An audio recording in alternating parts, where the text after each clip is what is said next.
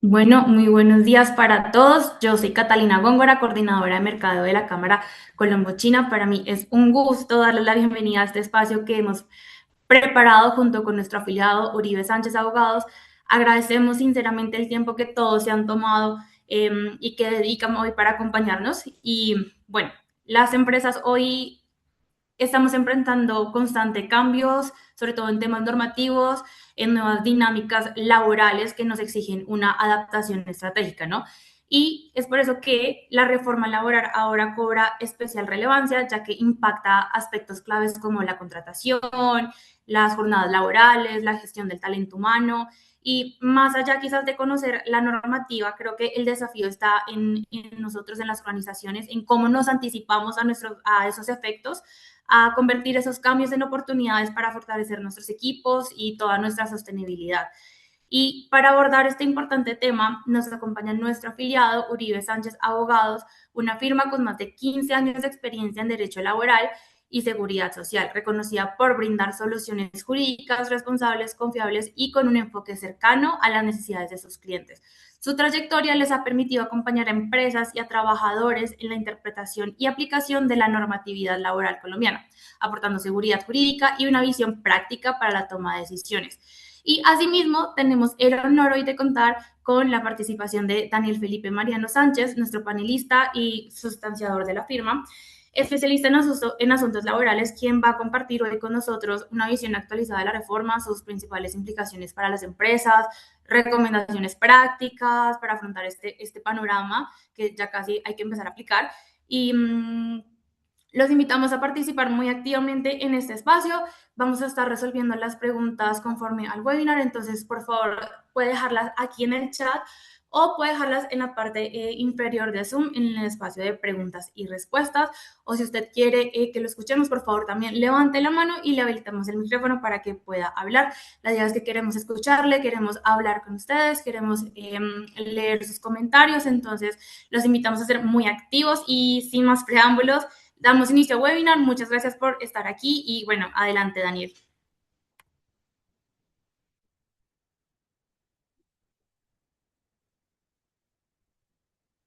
Hola, muy buenos días. Muchas gracias, Catalina. Buenos días, me presento para todos. Soy Mariano Sánchez, soy abogado consultor, especialista en Derecho Laboral, perteneciente a la firma Uribe Sánchez Abogados.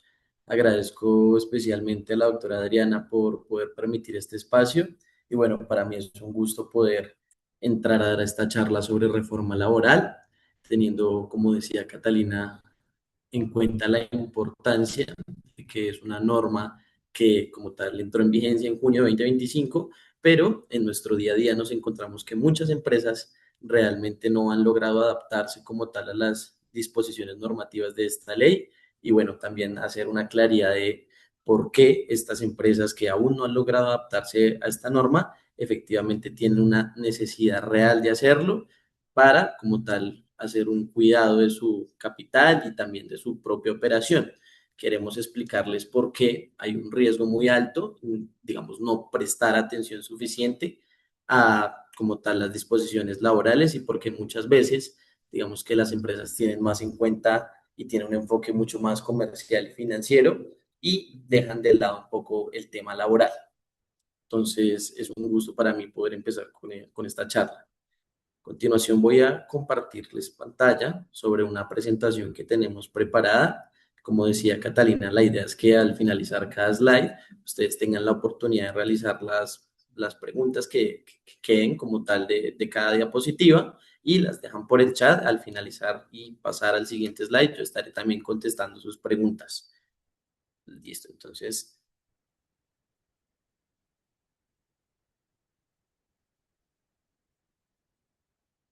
listo, ¿me puedes confirmar, Catalina, si ya estamos Sí, viendo como tenemos tal la pantalla. presentación? Uh-huh. Listo, perfecto. Entonces, la titulación de esta presentación es la hora cero, a 30 días para el cierre de la transición de la ley 2466. Inicialmente, debemos tener en cuenta que, como tal, la reforma laboral fue expedida el 25 de junio de 2025, pero digamos que muchas de las disposiciones que trae esta ley realizan como tal una progresividad en cuanto a su implementación.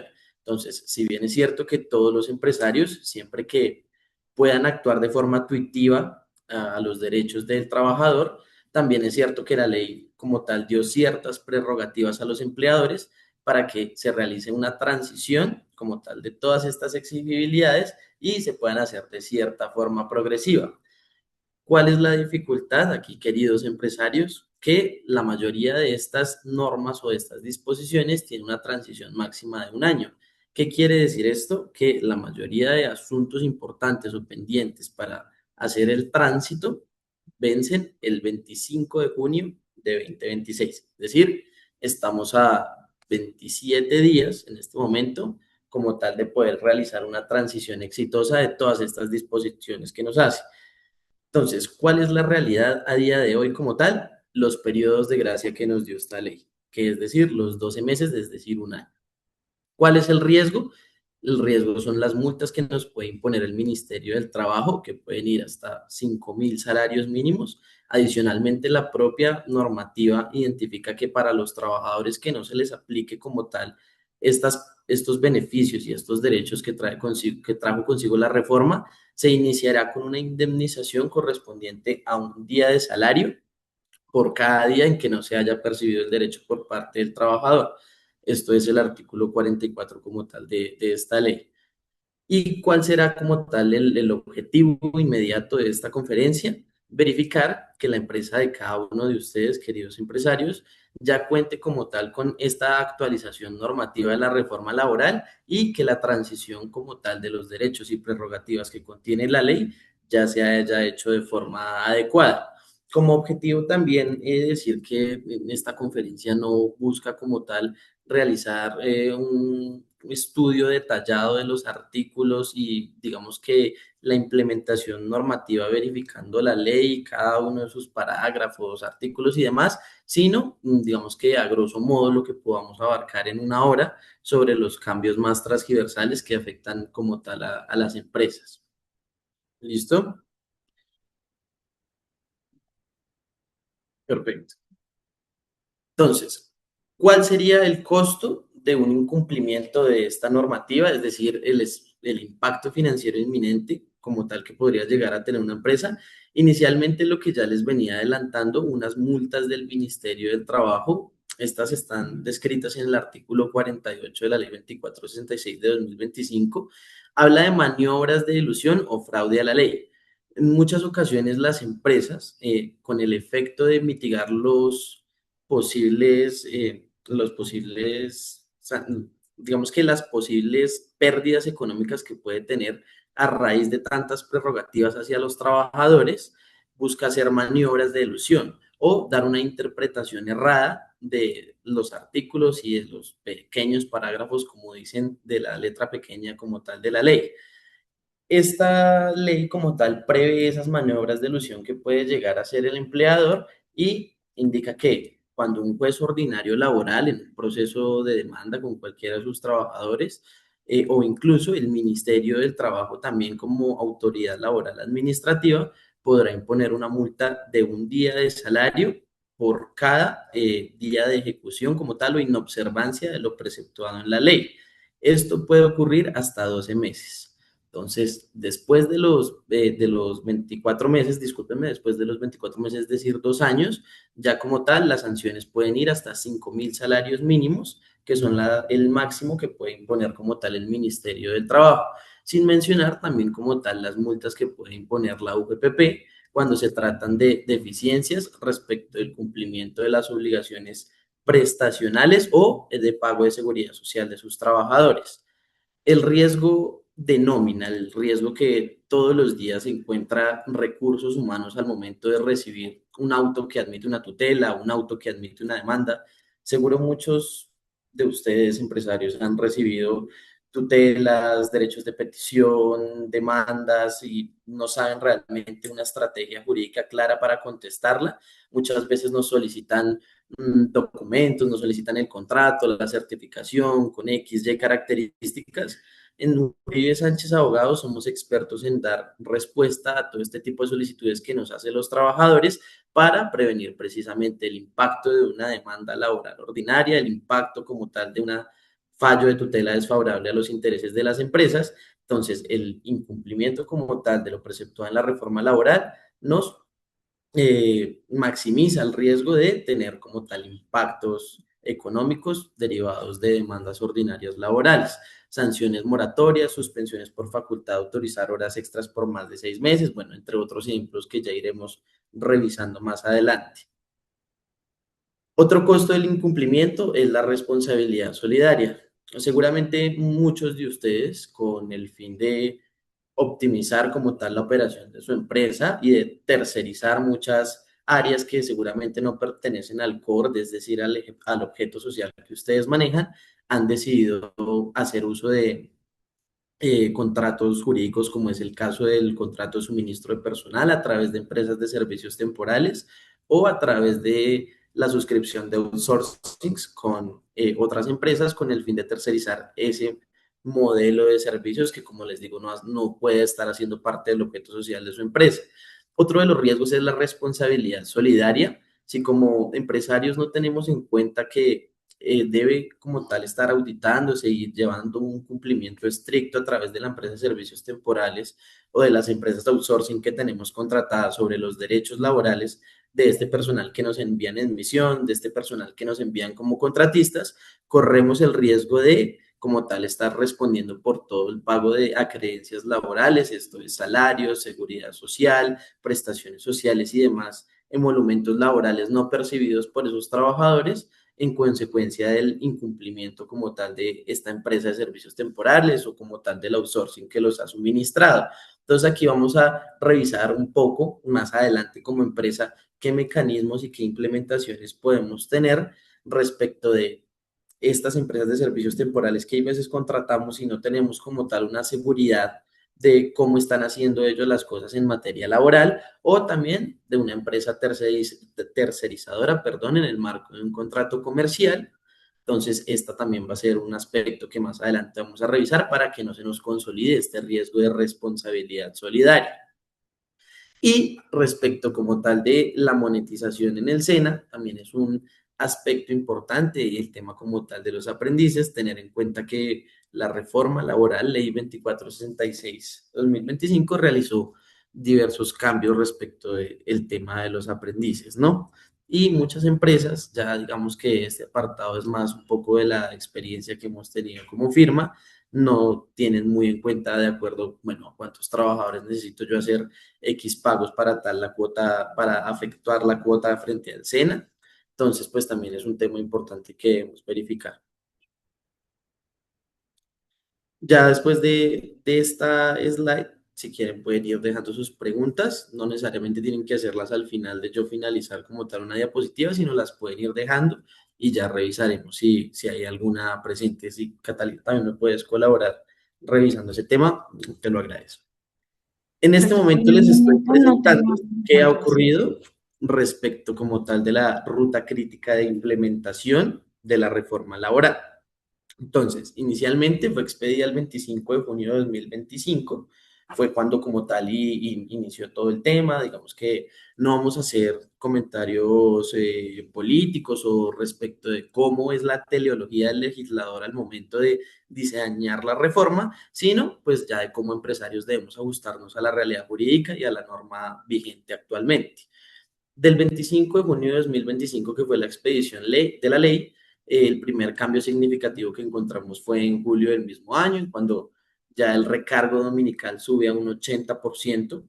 Luego de eso, ya en diciembre de 2025 encontramos un recargo nocturno a partir de las 7 de la noche. Es decir, en este momento hablamos de dos pequeños ejemplos de los cuales las empresas ya deberían contar y tener en cuenta y demás, y nosotros nos encontramos acá, en esta línea roja, es decir, a 27 de mayo de 2026, 30 días del límite que yo les decía, como tal de el último plazo de los empleadores para cubrir como tal con las exigencias y beneficios que otorga la reforma laboral a sus trabajadores.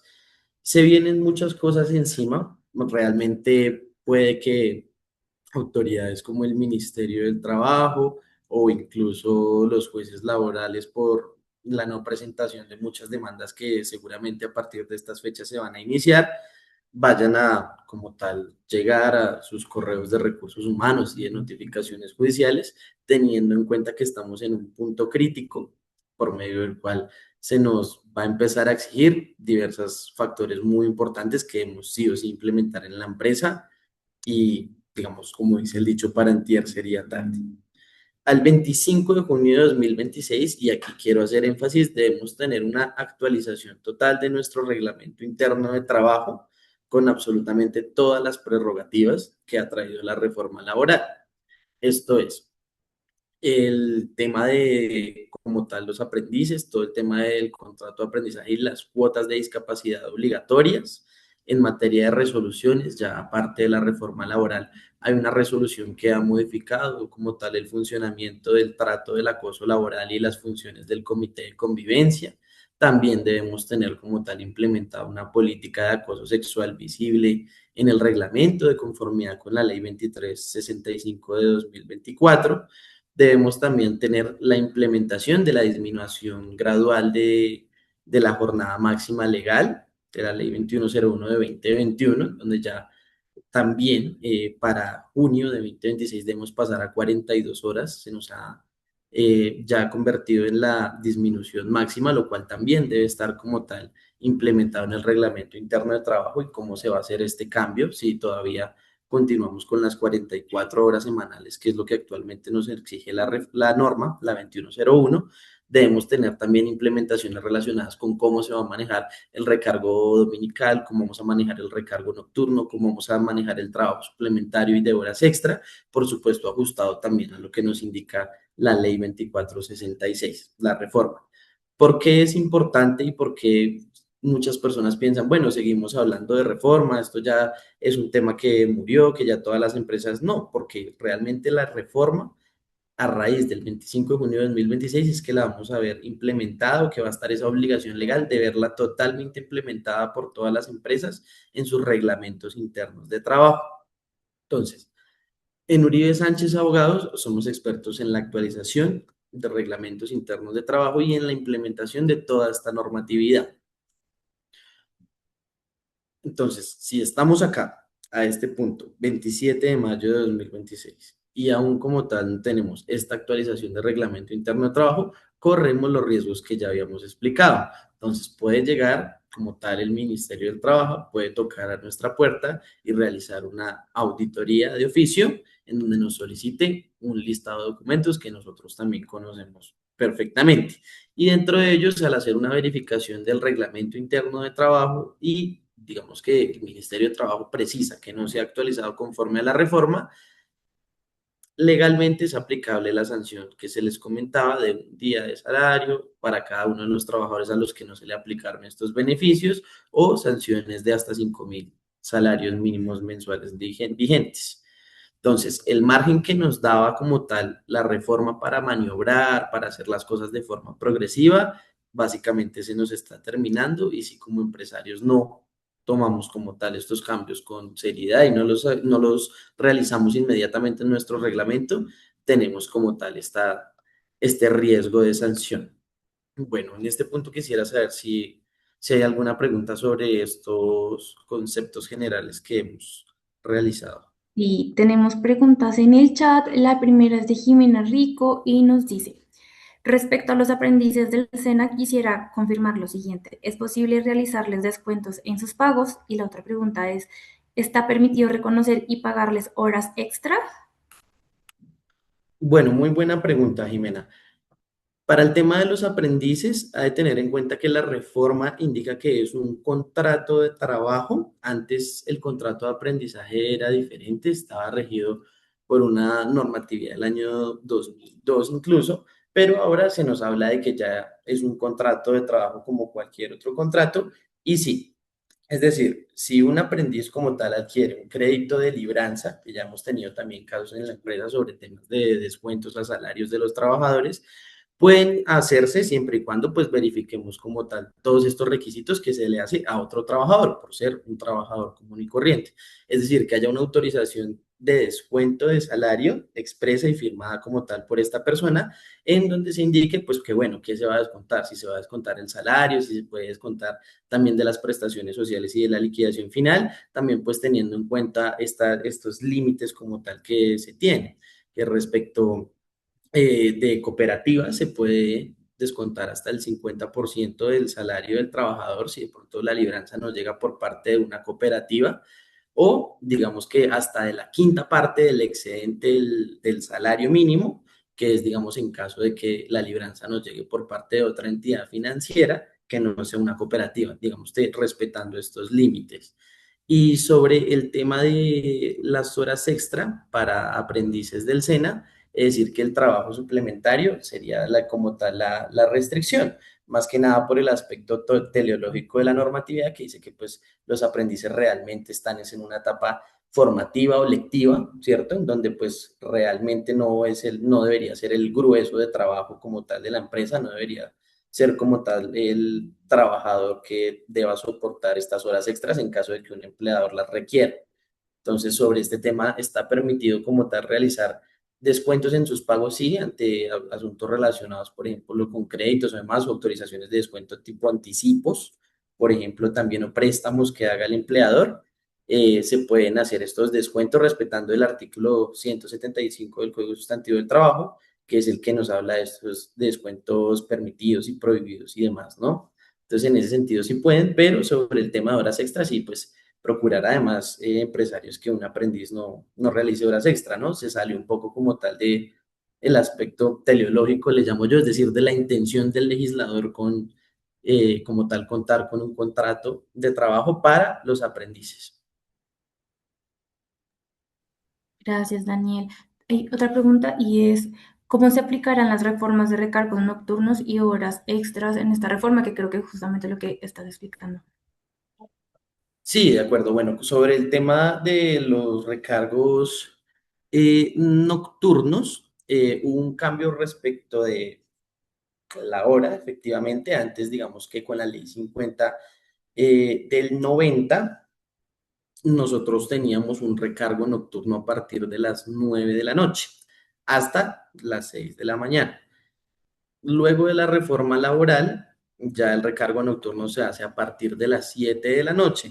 Entonces, pues para el empleador son mayores costos y pues tenemos que entender que ese recargo nocturno como tal empieza a aplicar a partir de estas horas. Y las horas extra en la reforma, bueno, respecto a aprendices ya contesté, digamos específicamente, pero las horas extras también tuvieron un cambio, perdón, y es que antes como empleadores podíamos utilizar 2 días, máximo 2 horas extra al día para nuestros trabajadores y máximo 12 horas extra a la semana para nuestros trabajadores, pero con la condición de que debíamos hacer una solicitud al Ministerio del Trabajo para poder aplicar y bueno, que sean vinculantes estas horas extra que le podíamos exigir a nuestros trabajadores. Fíjense que aquí sí la reforma tuvo un aspecto tuitivo con el empleador, algo que yo considero realmente positivo, y es que ya no necesitamos solicitar permiso al Ministerio del Trabajo para que nuestros trabajadores realicen horas extra. ¿Qué quiere decir esto? Que si nosotros identificamos que dentro de nuestra operación y dentro de nuestras necesidades del servicio requerimos que los trabajadores laboren 2 horas extra más al día o las 12 horas completas a la semana, podemos hacerlo siempre y cuando también, ahí sí nos impuso una nueva obligación, que llevemos un detalle de qué trabajador con nombre completo, su cédula, cuántas horas realizó y que también este detalle que nosotros hagamos, nosotros solemos sugerir una plataforma en Drive en donde cualquier trabajador tenga acceso específicamente a este tema de las horas extra, sea visible para todos, ya que si el trabajador nos solicita un informe de cuántas horas extra ha realizado, nosotros debemos tener como tal este detalle del nombre, la cantidad de horas y la identificación plena del trabajador y también los soportes de pago de que estas horas extras efectivamente se realizaron, respetando esos límites de las 2 horas diarias y las 12 horas semanales. Este sería como tal las obligaciones, el aspecto tuitivo, ya que no tenemos que pedir permiso al Ministerio del Trabajo, pero pues también el aspecto positivo sobre el aspecto positivo sobre que ya no tenemos que pedir permiso al Ministerio del Trabajo, perdón, y el aspecto negativo en el sentido de que, bueno, debemos ser más rigurosos con el tema de llevar un registro de qué trabajadores, digamos, realizan esto dentro de los límites, ¿no? No nos vaya a pasar que de pronto alguien realizó 3 horas extra en un día y entonces dejemos ese registro de esa manera porque pues puede llegar efectivamente el Ministerio del Trabajo y establecer una sanción por sobrepasar como tal esos límites de ley. Estos serían básicamente los cambios en materia de recargo nocturno y horas extra con la reforma. Cambios que ya realmente si no estamos como tal en esa etapa de transición, sino cambios que ya se implementaron realmente. El tema del recargo nocturno se implementó el 25 de diciembre, ya que fueron 6 meses para realizar ese cambio del recargo nocturno y el de las horas extras sí básicamente desde que salió la reforma. Pero importante que estos temas estén consagrados en el reglamento interno de trabajo. Claro que sí. Bueno, entonces continuemos y ya después vamos verificando el resto de preguntas.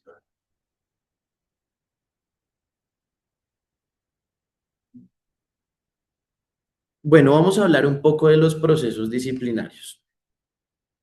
Ahí se ve perfectamente la presentación. Catalina, discúlpame que estoy saltando un poco del webinar al... Estamos viendo la presentación. Listo, perfecto. Bueno, vamos a hablar un poco de procesos disciplinarios. Muchas empresas realmente en este aspecto las hemos visto bastante flojas, en el sentido de que continuamos realizando el proceso disciplinario de la misma manera que lo realizábamos antes de junio de 2025 y realmente no estamos dando como tal las garantías necesarias de un debido proceso disciplinario que debe tener cualquier trabajador. Se establece un nuevo debido proceso disciplinario, un nuevo debido proceso disciplinario para todos los trabajadores de la empresa. Y ojo con el tema de nuevos trabajadores, todos los trabajadores como tal que estén directos a la empresa, porque ya hablaremos un poco de qué pasa con las empresas de servicios temporales. Antes, todo estaba bajo la jurisprudencia, realmente una diligencia de descargo se podía hacer de hoy para hoy, es decir, pongamos un ejemplo, yo identificaba que un trabajador llegó tarde, el trabajador se me presentó 1 hora después de su hora de ingreso y inmediatamente le formulaba unos descargos y le hacíamos diligencia de descargos, le preguntábamos por qué motivo llegó tarde y inmediatamente también tomábamos una decisión disciplinaria, lo sancionábamos respecto de un llamado de atención, si de pronto tenía algún tipo de reiteratividad, le hacíamos una suspensión de su contrato de trabajo, o si definitivamente ya era algo demasiado reiterativo y que ya teníamos cómo soportar con pruebas de que ya era un asunto que todos los días el trabajador no llegaba tarde, pues le hacíamos una terminación con justa causa de su contrato de trabajo y ya está. Eso cambió y este aspecto en sede de demanda puede tumbarnos realmente cualquier terminación con justa causa si no lo hacemos bien y si no tenemos como tal un conocimiento sobre este punto de la reforma. Nos exige documentos formales y nos exige tiempos. Inicialmente, ¿qué debemos hacer? Una comunicación formal de apertura del proceso disciplinario. Esta comunicación formal tiene varios subrequisitos. El primero de ellos es que haya una constancia de notificación con una fecha determinada. Si yo realizo una comunicación de se está abriendo un proceso disciplinario iniciado en su contra por estos hechos y por esta presunta comisión de faltas, fue notificado en fecha 28 de mayo de 2026, por poner el ejemplo del día de hoy. ¿Qué debe pasar luego como tal de esta comunicación de apertura o dentro de esta comunicación de apertura debe estar formulados como tal todos los cargos por escrito haciendo alusión al reglamento interno de trabajo, haciendo alusión al código sustantivo del trabajo, a los artículos 58, que son las obligaciones como tal especiales del trabajador, al artículo 60, que son las prohibiciones del trabajador, y al artículo 62, que como pues la mayoría de ustedes sabrá, son las justas causas de terminación de contrato. Esta comunicación formal de apertura debe tener obligatoriamente este asunto, empleadores. Debe contener todos los hechos, es decir, por qué le estamos abriendo el proceso disciplinario y luego debe tener como tal esa formulación de cargos por escrito en donde se le indique estas son las normas del Código Sustantivo del Trabajo, del Reglamento Interno del Trabajo, incluso si las minutas de contratos de trabajo tienen también estas prohibiciones y como tal estas faltas, también citarle los artículos que están presuntamente infringiendo del contrato de trabajo. Es decir, toda la fuente legal laboral disponible debe citarse como tal en este apartado. Debe trasladársele todas las pruebas al trabajador. Muchas veces se le pasaba como tal la hoja al trabajador, no la firmaba, no había constancia de notificación. Se le decía que había unas pruebas, que había unos videos de cámaras de seguridad, que había como tal una declaración de otro trabajador que indicó que lo había visto llegando tarde para volver al ejemplo, pero realmente estas pruebas en ningún momento eran trasladadas al trabajador. ¿Qué debemos hacer siempre como tal? Verificar que ese traslado de las pruebas también se ha firmado, también se deje por constancia una fecha de notificación como tal de este punto. Y también el punto más importante, y por eso digamos que lo tenemos acá, color amarillo. Debe otorgársele mínimo 5 días al trabajador. ¿Qué quiere decir eso? Que entre esa comunicación formal de apertura que yo le hago, iniciamos un proceso disciplinario, deben pasar al menos 5 días hábiles, indica la ley, para que él pueda defenderse. Les decía, 28 de mayo de 2026. Entonces, mañana, viernes 29, sería el primer día hábil. Pongamos el ejemplo de un trabajador que solamente labore de lunes a viernes y no trabaje los fines de semana. 29 de mayo, primer día hábil. Lunes 1 de junio, segundo día hábil.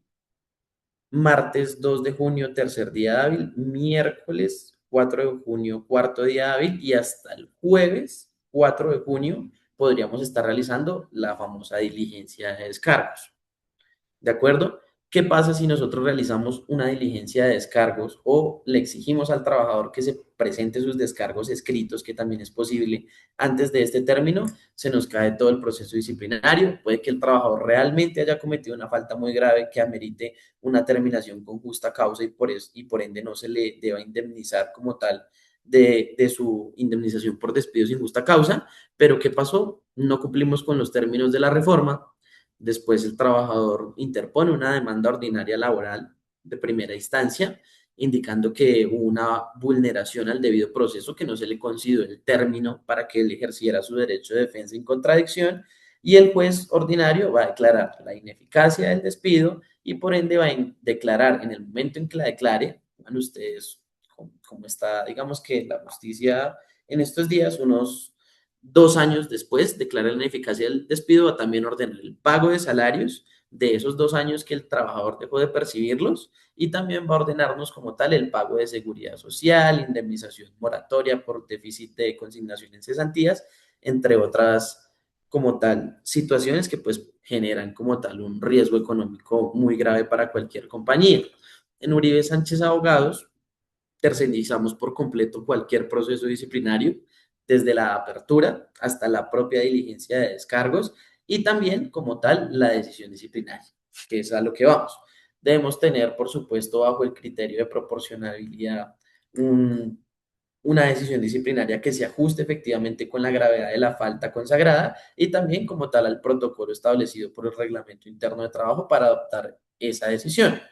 Es decir, puede ser una carta de recomendación correctiva, un llamado de atención formal escrito, puede también ser una decisión de suspensión de contrato de trabajo, que puede ser hasta de 8 días si fue la primera vez que el trabajador cometió esa falta, o hasta de 2 meses si ya es reiterativa la situación, o definitivamente una terminación con justa causa si se ajusta al artículo 62 del Código Sustantivo del Trabajo.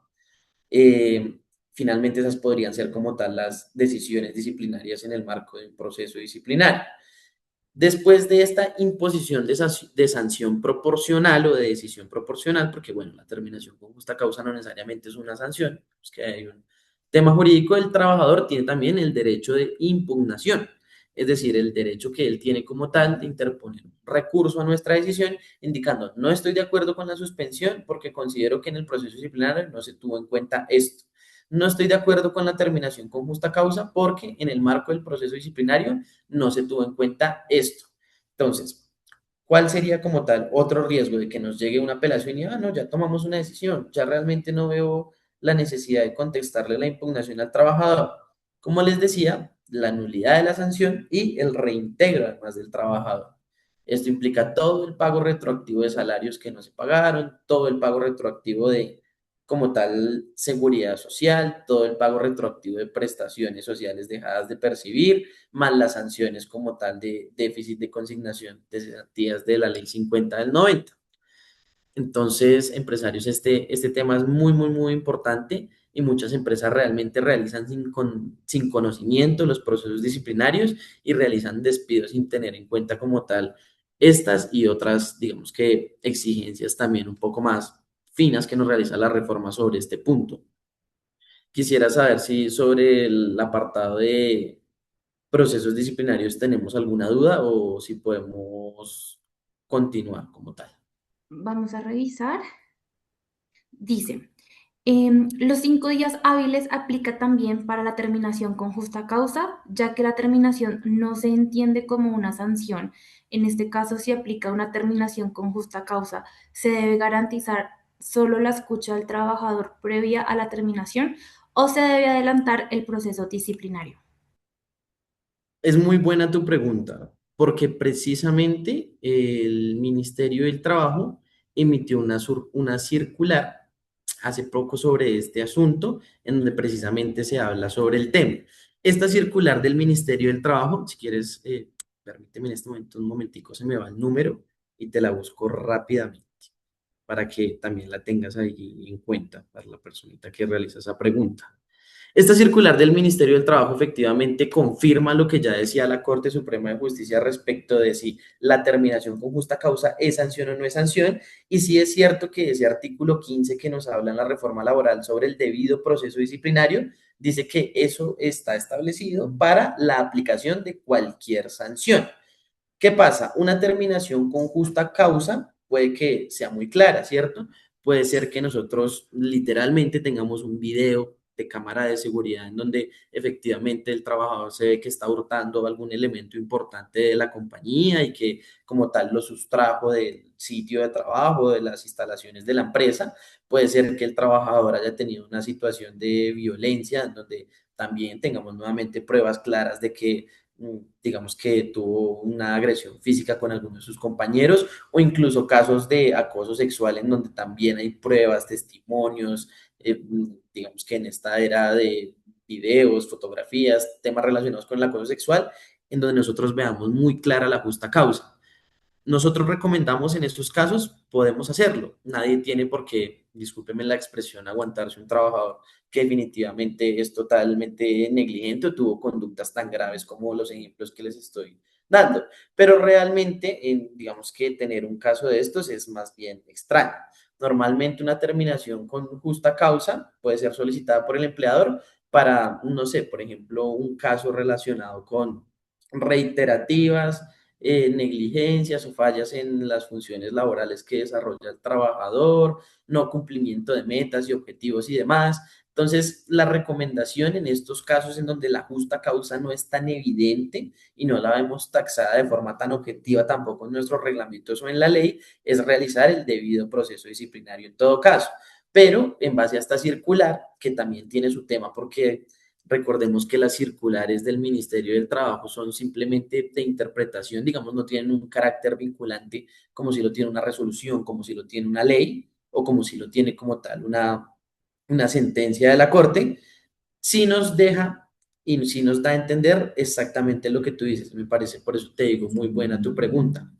Pero la recomendación nuestra, por el momento, y mientras se aclara un poco más este tema nuevamente por parte de la Corte, luego de esta circular o de una ley que directamente indique qué hacer con las justas causas en estos casos, es si no es tan clara la justa causa o si todavía necesitamos recaudar pruebas, por ejemplo, la versión o el testimonio del trabajador, realicemos el proceso disciplinario y realicémoslo con estos 5 días que nos da la ley.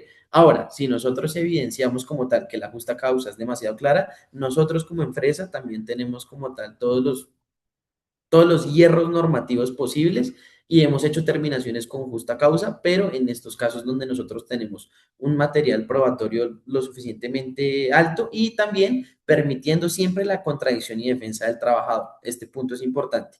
Independientemente de que no otorguemos estos 5 días, sí debemos como tal otorgarle al trabajador la oportunidad de que manifieste su versión de los hechos y la impugnación de la decisión también debe concederse. Entonces, si quieres, puedes irme leyendo la otra pregunta mientras yo encuentro rápidamente acá la circular. Mira, la circular es la 048 de 2026, circular que nos habla sobre este tema. Listo, muchas Exactamente, es la gracias, Daniel. 048 de 2026, la circular del Ministerio del Trabajo.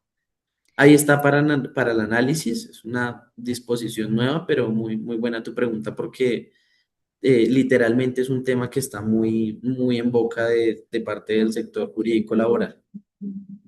¿Tenemos Muchas otra pregunta gracias. relacionada con este asunto? Sí, cuando un trabajador comete una falta grave como el consumo de drogas o alucinógenos comprobada, ¿no lo puedo despedir inmediatamente o debo esperar los 5 días? Buena pregunta también, Ferney. Bueno, aquí ya para hablar del consumo de drogas, de sustancias psicoactivas y demás, debemos remitirnos a la resolución 2845 de 2025. Esta resolución nos habla, bueno, de todo el tema de los exámenes médicos ocupacionales y de cómo el empleador debe actuar frente a un presunto consumo de alcohol, de tabaco, en algunas empresas que por su core y por, digamos, su operación tienen prohibida este consumo de tabaco o el consumo efectivamente de sustancias psicoactivas. Nuestra recomendación es que siempre haya este examen médico ocupacional de por medio, que nosotros evidenciamos que el trabajador definitivamente llegó tambaleándose a la empresa, que el trabajador llegó con un olor muy fuerte a alcohol, que llegó con un olor muy fuerte a marihuana, que efectivamente identificamos que presenta los ojos rojos, que su coordinación motora no es la mejor, también exactamente debemos hacer estos exámenes médicos ocupacionales en donde tengamos la prueba de que efectivamente la persona consumió drogas o alucinógenos comprobada. Con la palabra comprobada y creo que estás realizando bien la pregunta. En este caso volvemos a lo mismo. Si dentro de nuestro reglamento interno de trabajo, porque en el artículo 62 del código no está como justa causa, pero si nosotros tenemos un hierro normativo desde el Reglamento Interno de Trabajo y Contratos de Trabajo, donde se especifique que esta situación amerita una justa causa de terminación de contrato, también teniendo en cuenta que hay sentencias de la Corte que indican que ese consumo de sustancias, de alcohol, de tabaco, puede tener como tal riesgos a la seguridad como tal de sus compañeros, clientes, terceros, podemos dar una terminación inmediata con justa causa sin necesidad de esperar los 5 días en base a esta nueva normativa también expedida por el Ministerio del Trabajo, en base a la circular. Pero sí debemos ser cuidadosos con el tema de una prueba, ¿no? No simplemente el hecho de que haya un informe en donde se nos especifique que el trabajador llegó con olor a alcohol, con olor a drogas, con, bueno, en fin, y ya simplemente con esa prueba, y porque pues todos lo vimos, pero no quedó ninguna prueba como tal del consumo, ya lo vayamos a despedir. Debemos ser cuidadosos con eso y la mejor prueba aquí siempre será como tal los exámenes médicos ocupacionales.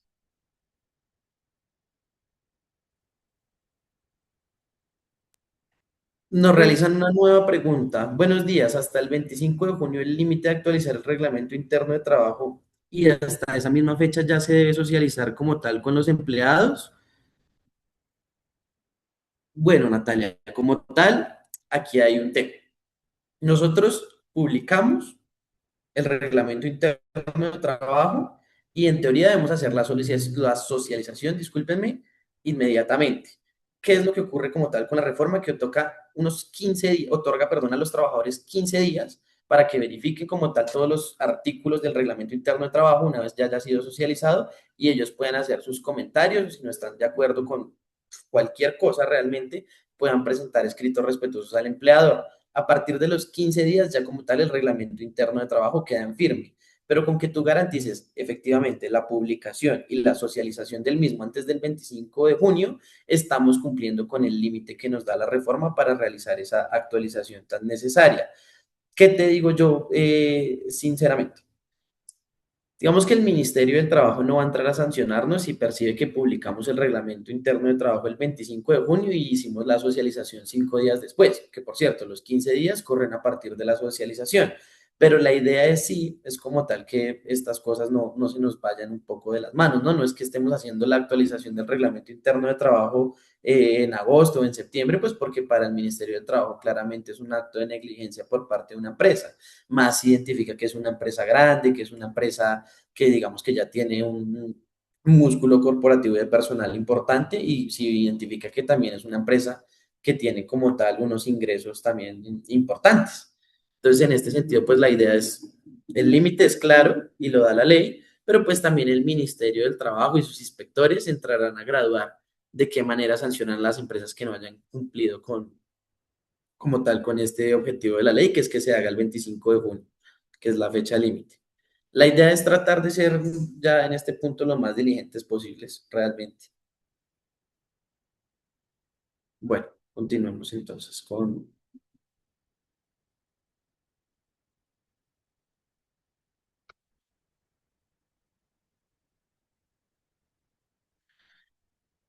nuestra presentación. Bueno, pasemos un poco rápido por este tema, que es un poco de lo que yo ya hablábamos. Digamos que en base a sus preguntas hemos podido adelantar un poco esta capacitación o conferencia, entonces lo cual es positivo. Es el escalafón de julio, el impacto directo en la nómina, el aumento progresivo del recargo dominical. El trabajo nocturno, como les decía, bueno, empieza a las 7 de la noche y va hasta las 6 de la mañana. Este es el artículo 10 de la reforma. Y también estamos hablando directamente en esta presentación de los límites máximos del trabajo para un trabajador que tiene una jornada máxima legal.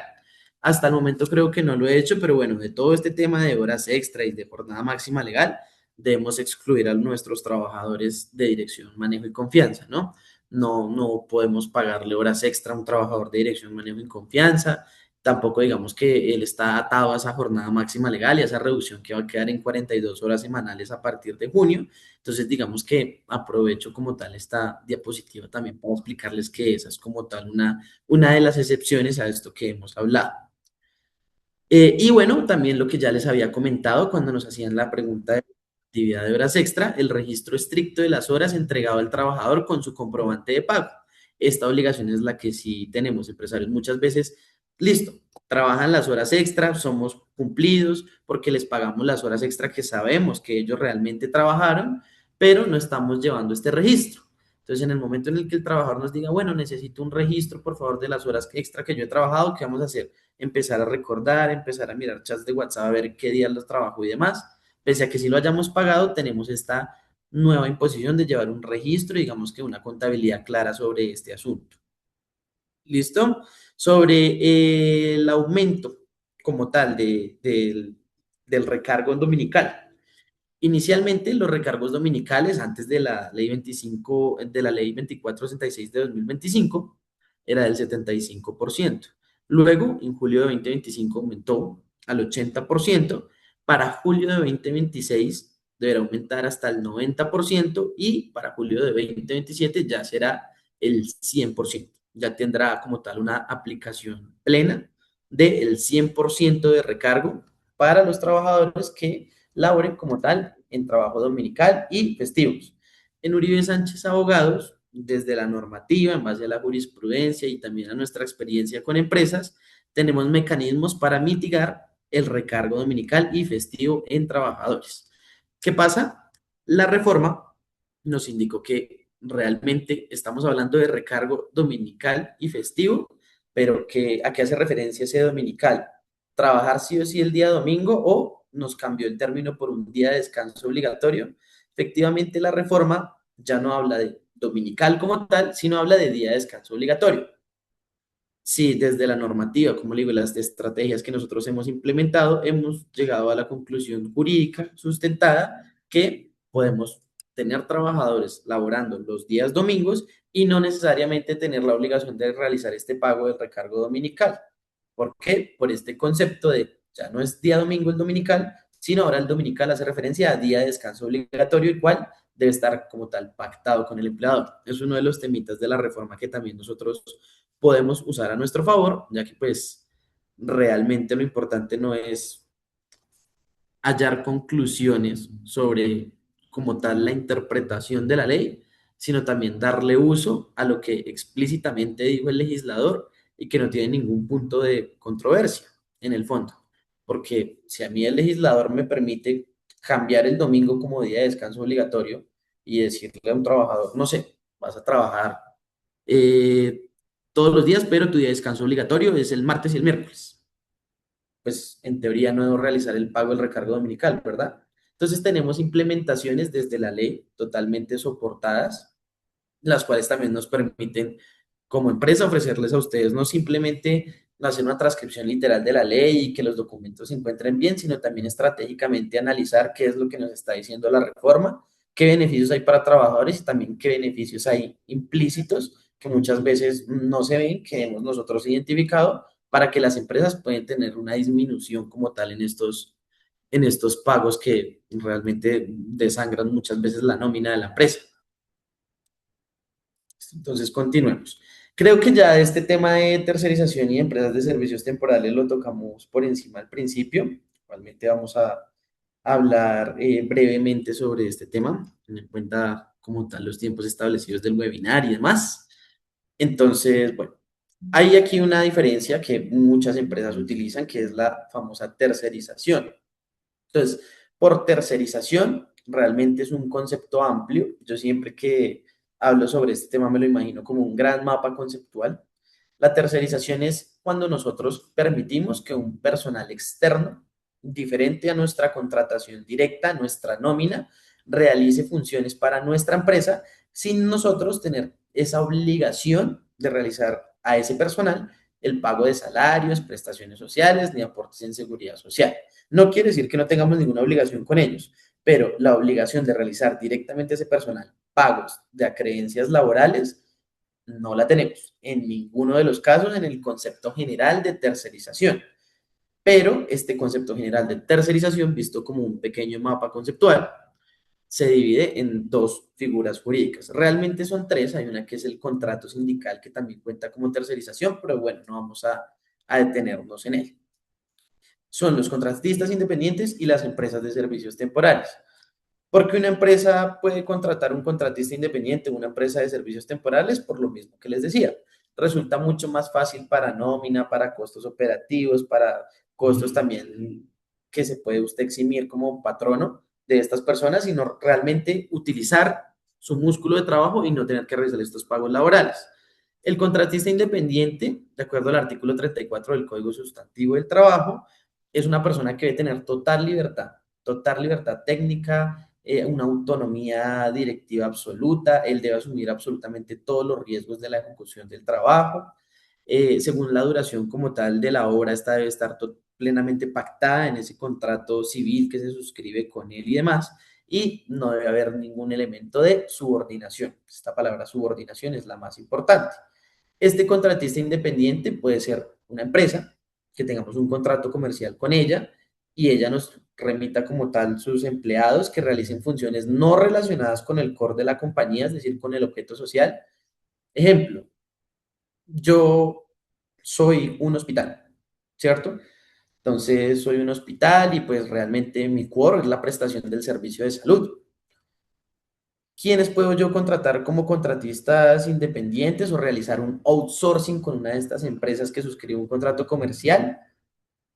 Evidentemente, personas que no sean personal de la salud para outsourcing, ¿cierto? Es decir, puedo contratar, no quiero decir nombres de empresas, creo que todos conocemos una empresa muy grande que suministra trabajadoras del servicio doméstico, pero digamos que este es un perfecto ejemplo de cuándo se puede realizar un outsourcing. Yo, como tal, como hospital, mi core, mi objeto social no es la prestación de servicios de limpieza, sino pues, de salud. Entonces puedo suscribir un outsourcing con un contratista independiente que puede venir acá y ejercer su labor de forma autónoma, con libertad técnica, asumiendo los riesgos, etcétera. Diferente, y ya empecemos a hablar como tal de la otra figura, que es la empresa de servicios temporales. Pongamos el mismo ejemplo. Soy un hospital y como tal no estoy en la capacidad de contratar tanto personal de la salud, de médicos, auxiliares de enfermería, bacteriólogos, fisioterapeutas, etcétera. Entonces, puedo contratar con una empresa de servicios temporales que me haga un suministro de personal y a esas personas que me suministró la empresa de servicios temporales, sí les puedo ejercer una subordinación directiva, simplemente directiva. A ellos sí no los tengo que dejar entre comillas quietos, a ellos sí les puedo decir, ustedes tienen que realizar la labor de esta manera, los horarios de ustedes son de esta manera, diferente a la subordinación, por ejemplo, disciplinaria. No puedo hacerle, evidentemente, llamados de atención, procesos disciplinarios a personal en misión, pero evidentemente, como son personas que vienen al core, como tal a prestar objeto social de mi compañía, sí puedo subordinarlos. Esta es básicamente la diferencia entre el outsourcing, contratistas independientes, con la empresa de servicios temporales. Irnos al core, al objeto social de la compañía. A los contratistas sí o sí debo contratarlos para cosas no relacionadas con mi objeto social. A la empresa de servicios temporales sí puedo contratarlas como tal para realizar actividades de mi objeto social, pero como tal tenemos este tema, ¿no? Que podemos subordinarlos, pero no en un aspecto disciplinario. Básicamente esta es como la diferencia. No quisiera entrar como tal en los requisitos que siempre vemos en cualquier charla de empresas de servicios temporales, bueno, de que cuando haya incremento en la productividad para cubrir licencias y demás que tienen como tal estos límites las empresas de servicios temporales. Con la reforma también, de hecho, un cambio para empresas de servicios temporales y es que antes había una posibilidad de contratar una empresa de servicios temporales de 6 meses, ¿cierto? Pues un periodo de 6 meses, prorrogables por otros 6 meses, que realmente casi todas las empresas pues simplemente lo hacían, prorrogaban el contrato otros 6 meses y ya. Y después, digamos que había una especie de solución de continuidad, o es lo que pretendía la empresa, dejaba pasar un tiempo y volvía a contratar con esa misma empresa para lo mismo después. Entonces realmente era una empresa de servicios temporales con las que yo tenía una relación comercial hace 4 o 5 años. La reforma, o sea, digamos que se da un poco cuenta de esta maniobra que realmente hacíamos los empresarios y nos impuso como tal esta limitación. Desde Uribe Sánchez Abogados, nuevamente también ya estamos trabajando, actualmente tenemos la posibilidad de trabajar con dos empresas de servicios temporales muy grandes y digamos que este tipo de conceptos relacionados con la tercerización son nuestro día a día. No quisiera entrar como tal en el apartado de los requisitos de la empresa de servicios temporales, ya que esto viene de la ley 50 del 90, el artículo 75 de la ley, que es la empresa de servicios temporales. Quería hablar un poco más de esto, los cambios que realiza la reforma sobre este particular. ¿Listo?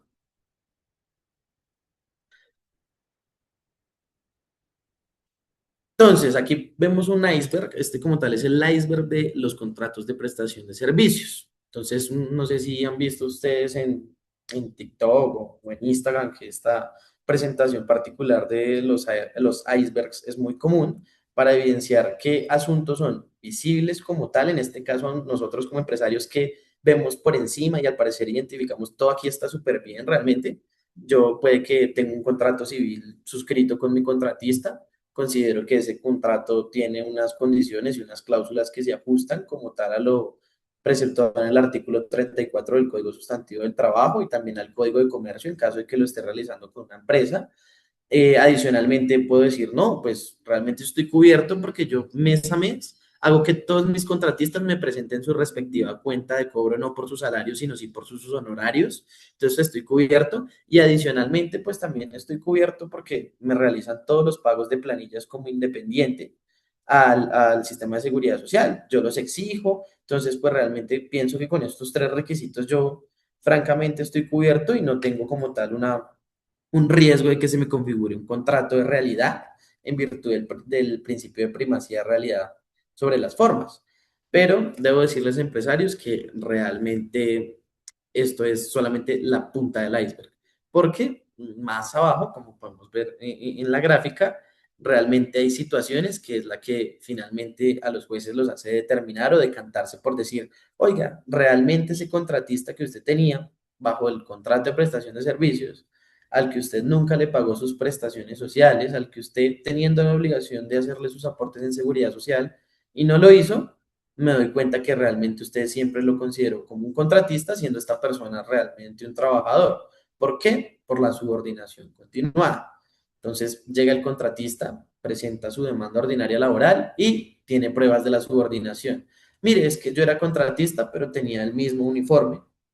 Tengo fotos en donde yo tenía el mismo uniforme que tenían los trabajadores directos. Veas que yo tengo conversaciones en WhatsApp, que ya las conversaciones en WhatsApp debemos ser cuidadosos porque ya son constitutivas de pruebas documentales en procesos ordinarios laborales, en donde, mire, aquí se evidencia que me daba órdenes, que me está preguntando por qué no he llegado a la oficina, que me está pidiendo informes que no están relacionados ni determinados en el contrato civil que tenemos suscrito, que realmente yo no tengo ni siquiera la autonomía en utilizar mis propias herramientas, porque mire, hasta el computador de la oficina es el que estoy utilizando acá todos los días en el escritorio. Entonces, pues realmente, mire que incluso yo no puedo tener una cláusula de exclusividad, que es el último apartado que hemos sacado. Es decir, yo como contratista podría tener un contrato con usted, puedo tener un contrato con todas las empresas que yo quiera, y yo no debería tener una cláusula de exclusividad en mi contrato. Pero en el fondo, yo como contratista me doy cuenta que, y usted me lo ha dicho, que si yo consigo otro trabajo o otro empleador, pues se acaba mi contrato de prestación de servicios. Entonces, este tipo de cosas son las que debemos tener muy en cuenta también empresarios, ya que la reforma con el modelo de contratación es donde fue más intuitiva con el trabajador. Es donde nos dijo contratos de prestación de servicios, contratos de trabajo a término fijo y contratos por obra o labor son específicamente para las causas taxadas en esta ley. Y pare de contar. Listo, no vamos a entrar un poco más en los modelos de contratación, de término fijo y de contrato por hora o labor, pero bueno, también podemos incluirlos en este iceberg, ¿no? Que el contrato por obra o labor, la parte visible del iceberg, la punta del iceberg, me doy cuenta que la obra o labor dice que inicia en tal fecha y termina en tal fecha. Entonces realmente tengo un contrato a término fijo, pero ahí arriba dice contrato por obra o labor, entonces estoy cubierto. Y no estamos identificando empresarios cuál es esa obra o labor. ¿Qué contrato comercial tengo yo con un cliente? ¿Cuándo se acaba ese contrato y cuál es la obra labor para la que yo contrato a mi empleado a fin de que vaya a ejercer ese contrato comercial con mi cliente? No tengo delimitado nada de eso. ¿Qué puede pasar?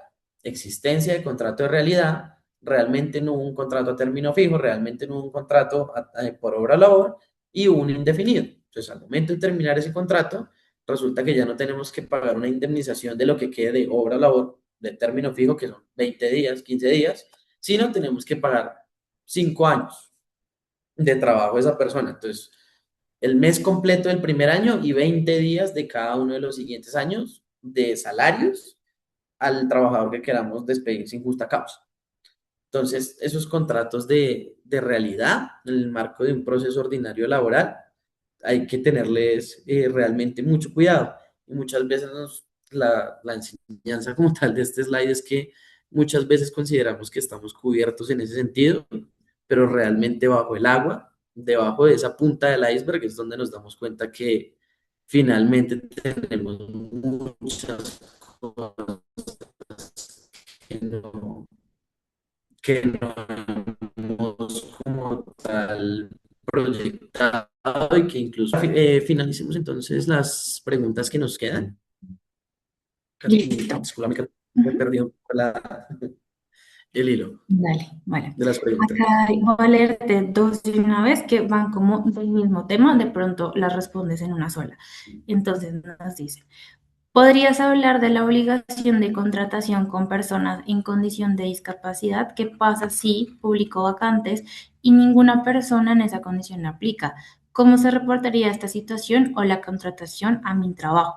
Y la otra pregunta que va relacionada es, para cumplir con el requisito de personal en condición de discapacidad, ¿puedo contratar a las personas mediante? Bueno, realmente para la contratación de personas con discapacidad, como tal el tema de la reforma laboral, sobre el tema de estos 50 empleados y demás, que pues realmente es como un criterio más o menos establecido para personas en discapacidad, también para mujeres lactantes y demás, que bueno, y también incluso para aprendices, que ya hablamos de, tengo un número de trabajo, de cierto grupo poblacional de trabajadores, entonces tengo una obligación como tal de contratar personal en discapacidad, personal, a establecer salas de lactancia materna, y bueno, de una vez metamos ahí también a los aprendices. Sobre estos temas, realmente la recomendación para la empresa es tener toda la diligencia del mundo. Lo que tú dices es muy cierto. Muchas veces tengo la obligación ya de contratar como tal a las personas con discapacidad porque ya como tal superé los 50, los 100, los 150, los 200 trabajadores, entonces tengo X número de obligación de contratar a este tipo de personal, que además se nos ofrecen unos beneficios que en este momento se me van, pero hay unas resoluciones, si mal no estoy, tanto el Ministerio del Trabajo como el Ministerio de Salud, en donde se ofrecen unas prerrogativas en materia de impuestos, en materia tributaria. Es que no somos expertos en materia tributaria, pero tengo entendido que también hay algunos beneficios por ese lado. La debida diligencia, realmente la debida diligencia. Llega el Ministerio del Trabajo, te audita, te pregunta por esa obligación de contratar personal con discapacidad y tú qué puedes hacer. Como tú dices, acá están las vacantes, acá están las publicaciones que hicimos, aquí está nuestra necesidad operativa como tal. Entonces, señor Ministerio del Trabajo, señor Ministerio de Salud, definitivamente por mis propios medios no pude encontrar como tal a la persona, lo requiero o en base como tal al diálogo, a un derecho de petición formal y demás, usted como tal, como entidad como tal encargada de garantizar como tal el trabajo digno y el acceso de estas personas en estabilidad laboral reforzada a un trabajo digno y demás, pues usted también como tal hagamos una colaboración partita sobre la contratación de estas personas que necesito y requiero para sus propias auditorías.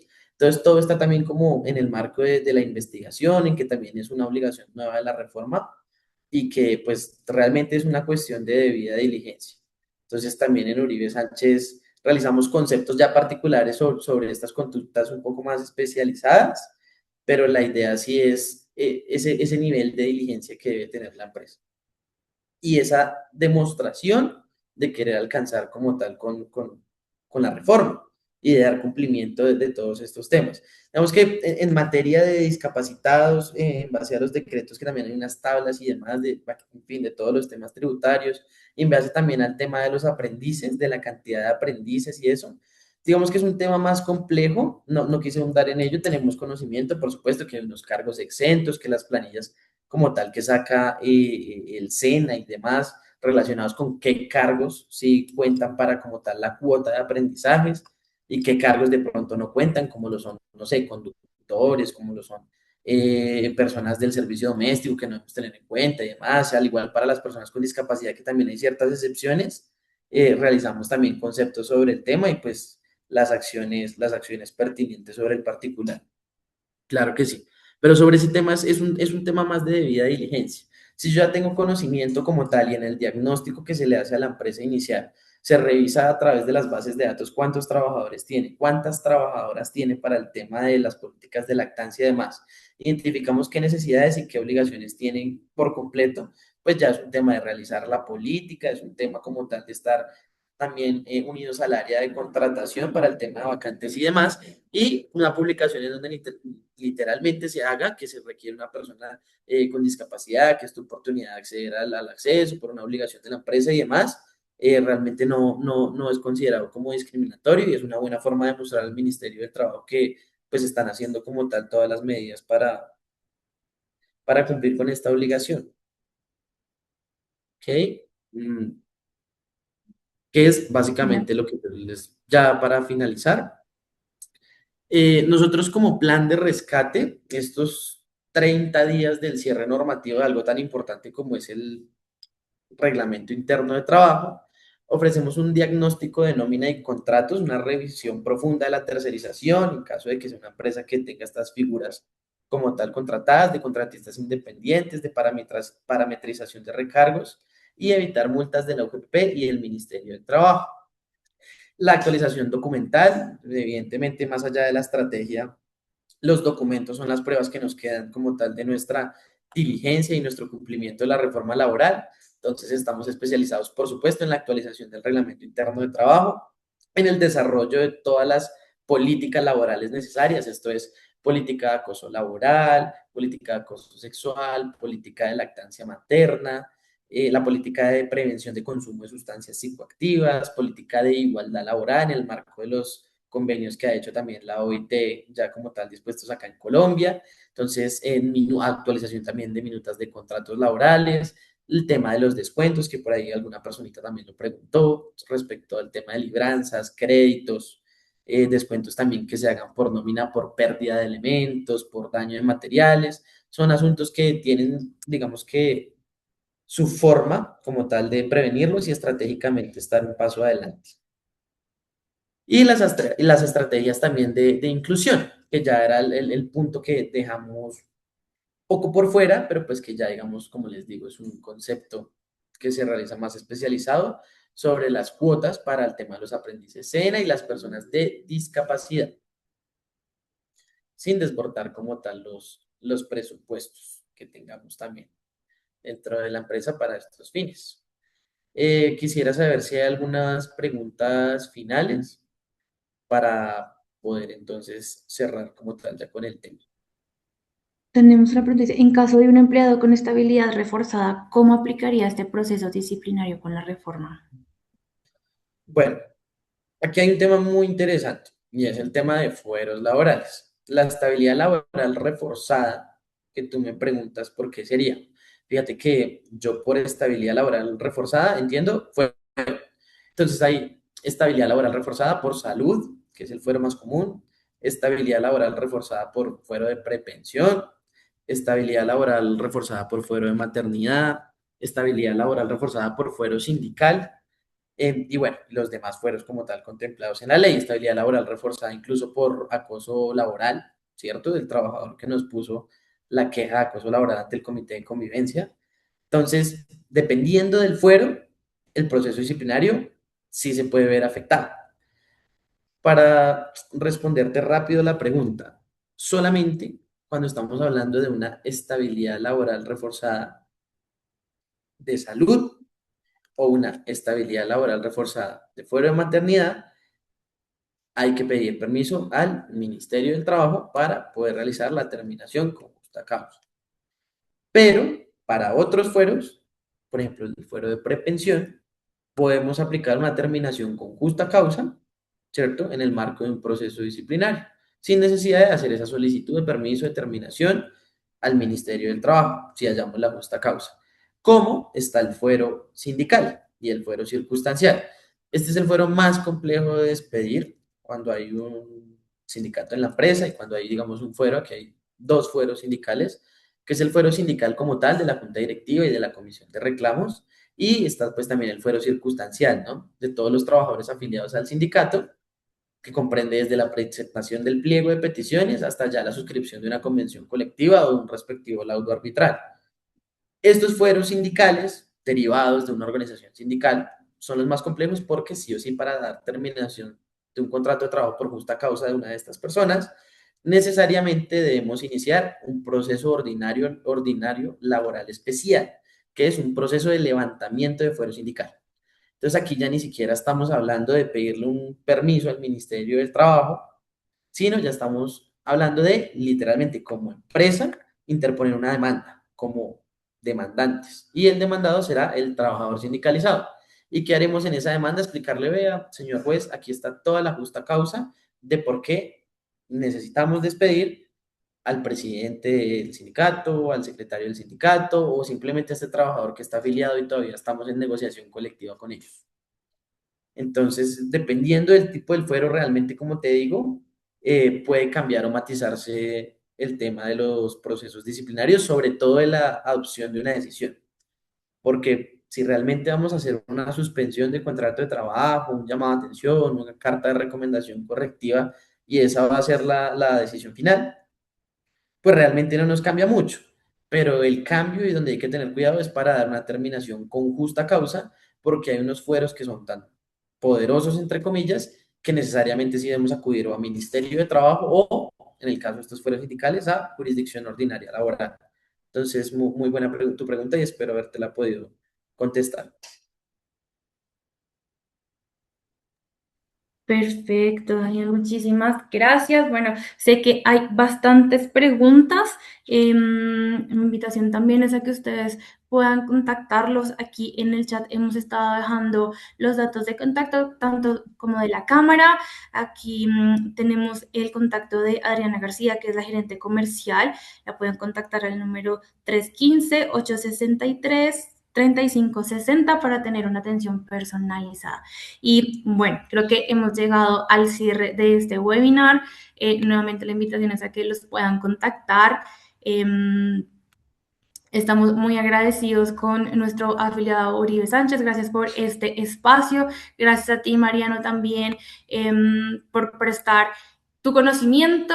Y bueno, creo que la reforma laboral nos recuerda que las organizaciones más sólidas no son necesariamente las que reaccionan más rápido a los cambios, ¿no? Sino también estas que se preparan con anticipación y ponen a las personas en el centro de tu estrategia, porque no podemos pecar por no saber, sino que tenemos que estar bien informados.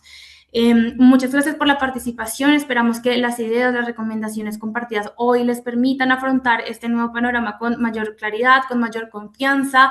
Los invitamos a todos a seguir participando en las iniciativas de la Cámara Colombo-China y también de Uribe Sánchez Abogados. Esperamos desarrollando estos espacios para aportar conocimiento, generar conexiones y acompañar el crecimiento sostenible de nuestras empresas. Muchas gracias por la participación y les deseamos una excelente jornada. Hasta luego. Hasta luego a todos, que estén muy bien. Muchas gracias, Catalina. Hasta luego. Con gusto.